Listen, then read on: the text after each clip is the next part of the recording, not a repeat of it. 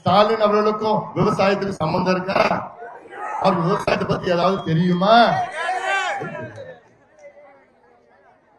எடப்பாடி பழனிசாமி அவர்களுக்கு தெரியும்.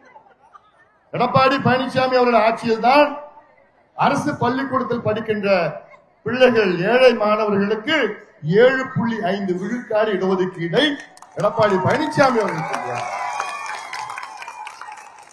அதே போன்று வன்னியர்களுக்கு 10.5 விழுக்காடு இடஒதுக்கீட்டை எடப்பாடி பழனிசாமி அவர்கள்.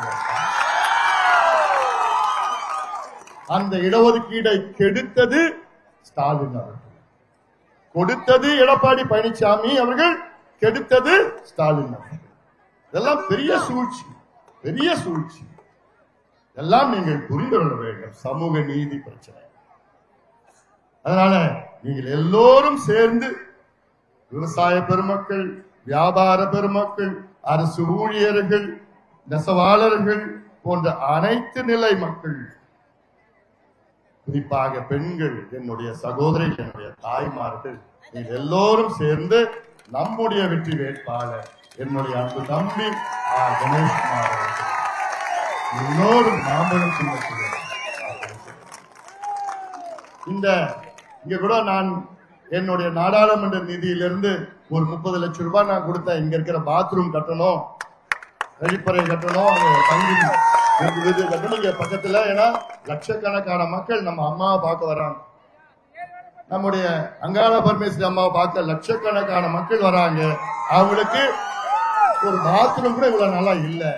அதனால என்னுடைய நிதியில இருந்து 30 லட்சம் ரூபாய் எடுத்து இங்க கட்டி கொடுங்கன்னு இப்ப கட்டி அதுல பயன்படுத்திட்டு இருக்காங்க. யார் அதிகமா?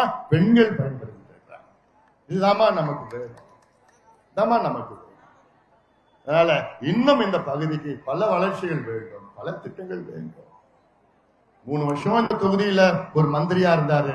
இந்த பகுதிக்கு ஏதாவது பண்ணாரா? மந்திரியா இருந்து எவ்வளவு பண்ணிருக்கலாம். அவர் நல்லா இருக்கிறாரு, அவர் பிள்ளை நல்லா இருக்கிறாங்க, அவருடைய மாப்பிள்ளை நல்லா, அவ்வளவு மட்டும், அந்த குடும்பம் மட்டும், மத்த யாருக்கும் எதுவும் கிடையாது. அதனால இதெல்லாம் மறுபடியும் சொல்றோமா, பண மூட்டை எடுத்துட்டு வருவாங்க தேர்தல் நேரத்துல திமுக. அதெல்லாம் நீங்க என்ன பண்ணமோ உங்களுக்கு தெரியும். ஆனா மாம்பழத்துக்கு போடுவோம்.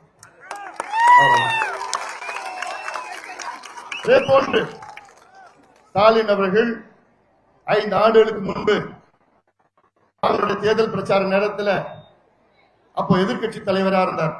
அப்ப என்ன சொன்னாரு? நாங்கள் ஆட்சிக்கு வந்தவுடன் 100 நாள் வேலை வாய்ப்பை 150 நாளாக உயர்த்துவோம் என்று ஒரு வாக்குறுதி கொடுத்தார். இன்னைக்கு எவ்வளவு நாள் தெரியுமா வேலை வாய்ப்பு கொடுக்கறாங்க உங்களுக்கு? 12 நாள். அந்த 12 நாள் பணத்துல 4 நாள் பணம் அவன் எடுத்துட்டு போறான். 8 நாள் பணம் தான் உங்களுக்கு கிடைச்சது. ஆனா சொன்னது எவ்வளவு? 150 நாள் நான் உங்களுக்கு வேலை கொடுக்கிறேன்னு எவ்வளவு பெரிய ஒரு பொய்ய சொல்றாரு.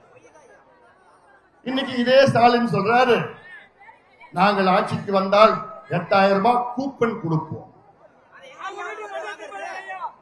ஏமா யாருக்காவது கூப்பன் என்னன்னு தெரியுமாமா? ஏன்னா இன்னைக்கு திமுக அதுதான் சொல்லிட்டு இருக்கிறாங்க. அதாவது ஒரு முதலமைச்சர் என்ன பண்ணணும் தெரியல, நான் 5 வருஷம் ஆண்டேன், நான் மக்களுக்கு இவ்வளவு சாதனைகள் செஞ்சேன்னு ஓட்டு கேட்கணும். அதான நியாயம்? உனக்கு வாய்ப்பு கொடுத்தோம், 5 வருஷமா நீங்க முதலமைச்சரா இருந்தீங்க, நான் 5 ஆண்டு காலம் பெண்களுக்கு, மக்களுக்கு, விவசாயிகளுக்கு, இளைஞர்களுக்கு, நெசவாளர்களுக்கு செஞ்சேன்னு சொல்லி ஓட்டு கேட்கணும். அதான் அதெல்லாம் விட்டுட்டாரு, என்ன செய்யல. நான் இதுக்கப்புறம் வந்தேன்னா 8000 ரூபாய்க்கு கூப்பன் கொடுப்போம். கூப்பன் என்ன தெரியுமாமா? அது வெறும் பேப்பர் காகிதம். அந்த கூப்பனை நீங்க வாங்கணும்னா 3000 ரூபாய் நீங்க திமுக காரன்னு லஞ்சம் கொடுக்கணும். அதுவும் அந்த கூப்பன் யாருக்கு கொடுப்பானுங்கன்னா திமுக கட்சிக்காரங்க குடும்பத்துக்கு மட்டும்தான் கொடுப்போம், உங்களுக்கு எதுவும் வராது. அதனால அதை ஏமாற போறீங்க.